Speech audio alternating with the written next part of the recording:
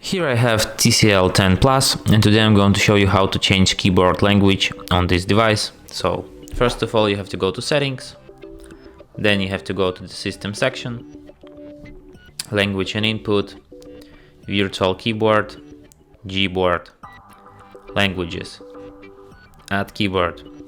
And here you can see the whole list of languages which you can set your device in. As you can see, it's pretty big.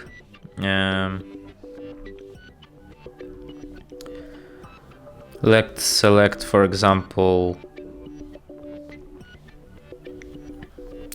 some pretty language with pretty letters.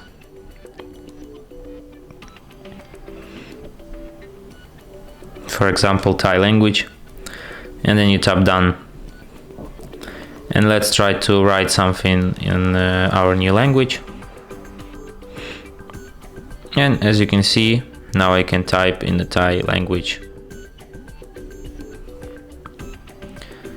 And that's it. Thanks for watching. If you find this tutorial useful, don't forget to hit that like button and subscribe to our channel.